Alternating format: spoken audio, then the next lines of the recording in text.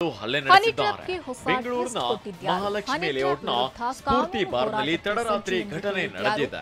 ಕುಡಿಯುತ್ತಿದ್ದವರ ಮೇಲೆ ಸಂಬಂಧಿಕ ಹುಡುಗರಿಂದಲೇ ಹಲ್ಲೆ ನಡೆಸಿದ್ದು ಗಾಯಾಳುಗಳಾದ ವಂಶಿ ಮತ್ತು ಪವನ್ ಖಾಸಗಿ ಆಸ್ಪತ್ರೆಯಲ್ಲಿ ಚಿಕಿತ್ಸೆ ಪಡೆಯುತ್ತಿದ್ದಾರೆ. ಆರೋಪಿಗಳ ಪತ್ತೆಗೆ ಮಹಾಲಕ್ಷ್ಮಿ ಲೇಔಟ್ ಠಾಣೆ ಪೊಲೀಸರು ಹುಡುಕಾಟವನ್ನ ನಡೆಸಿದ್ದಾರೆ.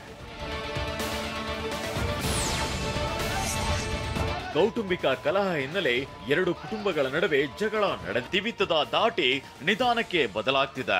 ಈ ಮಧ್ಯೆ ಸಚಿವ ಸತೀಶ್ ಜಾರಕಿಹೊಳಿ ಆಡಿದ ಮಾತು ಹೊಸ ಟ್ವಿಸ್ಟ್ ಕೊಟ್ಟಿದೆ.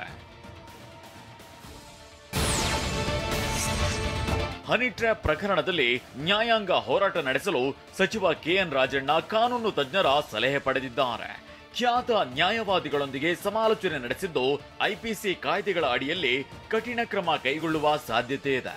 ಇನ್ನು ಕಾನೂನು ಹೋರಾಟದ ಜೊತೆಗೆ ದೆಹಲಿಗೆ ತೆರಳಿ ಹೈಕಮಾಂಡ್ ನಾಯಕರನ್ನ ಭೇಟಿಯಾಗಲು ನಾಯಕರು ತೀರ್ಮಾನಿಸಿದ್ದಾರೆ.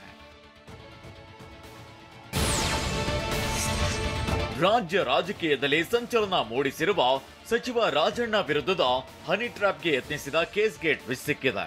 ಸಚಿವ ರಾಜಣ್ಣ ಪುತ್ರ ಪರಿಷತ್ ಸದಸ್ಯ ರಾಜೇಂದ್ರ ಸಿಎಂ ಸಿದ್ದರಾಮಯ್ಯರನ್ನ ಭೇಟಿಯಾಗಿ ದಾಖಲೆ ಸಮೇತ ಹನಿ ಟ್ರ್ಯಾಪ್ ಪ್ರಕರಣದ ಮಾಹಿತಿ ನೀಡಿದ್ದಾರೆ. ಅದರಿಂದ ಅದನ್ನು ನಾನು ಮುಖ್ಯಮಂತ್ರಿಗಳ ಹತ್ರ ಗಮನಕ್ಕೆ ತಂದಿದ್ದೀನಿ. ಅವರನ್ನು ಡಿಜಿಗೆ ಕಂಪ್ಲೇಂಟ್ ಕೊಡುವಂಥ ಮಾತನ್ನು ಈಗ ಮುಖ್ಯಮಂತ್ರಿಗಳು ಹೇಳಿದ್ದಾರೆ. ಸೊ ಅದನ್ನು ನಾನು ನಾಳೆ ನಾಡಿದ್ದು ಯಾರೋ ಒಬ್ಬರು ಸೀನಿಯರ್ ಅಡ್ವೊಕೇಟ್ನ ನಾನು ಮಾತಾಡಿ ಸೋಮವಾರ ಇಲ್ಲ ಮಂಗಳವಾರದಷ್ಟರಲ್ಲಿ ನಾನು ಮತ್ತೆ ಮುಖ್ಯಮಂತ್ರಿಗಳ ಹತ್ರ ಮಾತಾಡಿ ಡಿಜಿ ಅವರಿಗೆ ಕಂಪ್ಲೇಂಟ್ ಕೊಡ್ತೀನಿ. ಇತ್ತ ತನಿಖೆ ಹೇಗೆ ಮಾಡ್ತಾರೆ ನೋಡಬೇಕಿದೆ. ಅದು ಸಿಎಂಗೆ ಹಾಗೂ ಪರಮೇಶ್ವರ್ಗೆ ಬಿಟ್ಟ ವಿಚಾರ. ಅಂದ್ರೆ ಪುತ್ರ ರಾಜೇಂದ್ರ ತುಮಕೂರಿನ ಕಾರ್ಯಕ್ರಮವೊಂದರಲ್ಲಿ ವೇದಿಕೆಯ ಮೇಲೆ ಹನಿ ಟ್ರ್ಯಾಪ್ ಬಗ್ಗೆ ಬೇಸರ ಹೊರಹಾಕಿದ್ದಾರೆ.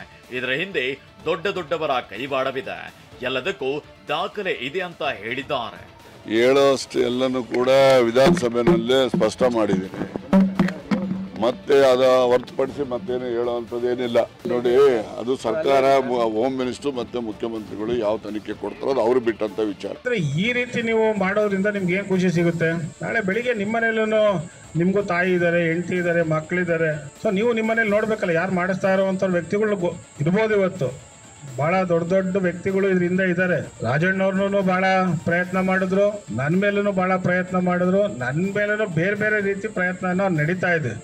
ಯಾರೆಲ್ಲ ಇದ್ರ ಹಿಂದೆ ಇದ್ದಾರೆ ಮತ್ತು ಯಾರು ಏನೇನೆಲ್ಲ ಮಾಡಿದ್ದಾರೆ ಅದೆಲ್ಲ ನನ್ನ ಹತ್ರ ಮಾಹಿತಿ ಇದೆ. ನಾನು ಮಾಹಿತಿ ಇಲ್ದಲೇ ಮುಖ್ಯಮಂತ್ರಿಗಳ ಹತ್ರ ಹೋಗಿ ನಾನು ಮಾತಾಡುವಂಥ ವ್ಯಕ್ತಿ ಅಲ್ಲ.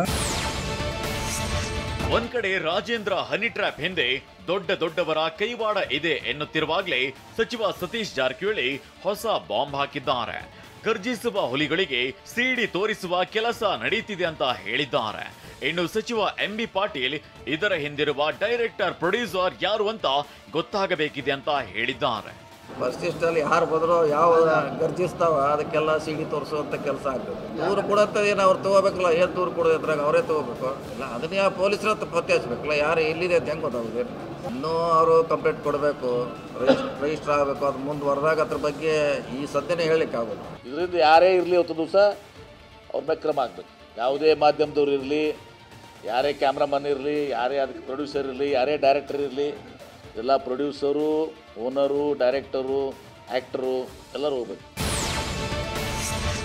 ಇನ್ನು ನಿನ್ನೆಯಷ್ಟೇ ಡಿಸಿಎಂ ಡಿಕೆ ಶಿವಕುಮಾರ್ ಸುಮ್ಮನಿದ್ರೆ ನಿಮ್ಮ ಹತ್ರ ಯಾರಾದ್ರೂ ಬರ್ತಾರ ಅಂತ ಪ್ರಶ್ನಿಸಿದ್ರು. ನೀವು ಹಲೋ ಅಂದ್ರೆ ಹಲೋ ಅಂತಾರೆ ಅಂತ ಹೇಳಿಕೆಯನ್ನ ಕೊಟ್ಟಿದ್ರು. ಇದಕ್ಕೆ ಪ್ರತಿಕ್ರಿಯಿಸಿರೋ ಸಚಿವ ಎಂಬಿ ಪಾಟೀಲ್ ರಾಜಣ್ಣರ ಬಳಿ ಹಲೋ ಗಿಲೋ ಎಲ್ಲ ನಡೆಯಲ್ಲ ಅಂತ ಹೇಳಿದ್ದಾರೆ. ಎರಡೂ ಥರ ಆಗ್ಲಿಕ್ಕೆ ಸಾಧ್ಯ.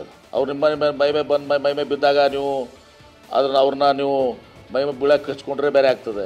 ಹಂಗಲ್ಲ, ಕೆಲವೊಬ್ರು ಬಂದು ಸುಮ್ಮನೆ ಟ್ರ್ಯಾಪ್ ಮಾಡುವಂತಿರ್ತದೆ. ಆಫೀಸ್ ಬಂದು ದೂರದೃಷ್ಟಿಯಿಂದ ಸುಮ್ಮನೆ ಇವತ್ತಿನ ದಿವಸ ಅಂಥದ್ದು ಇರ್ತದೆ. ರಾಜಣ್ಣ ಅವರು ಹಿರಿಯ ಸದಸ್ಯರು ಇವತ್ತಿನ ದಿವಸ, ಅವ್ರಿಗೆ ಇಂಥವೆಲ್ಲ ಕಮ್ಮು ಬಾ ನಡೆಯಂಗಿಲ್ಲ, ಹಲೋ ಗಿಲೋ ನಡೆಯಂಗಿಲ್ಲ. ರಾಜೇಂದ್ರ ಸ್ವಭಾವ ಗೊತ್ತಿದೆ ನಮಗೆ. ಏನು ಹಲೋ ಆಮೇಲೆ ವಾಟ್ ಅಂತ ಕೇಳ್ತಾರೆ. What is your work?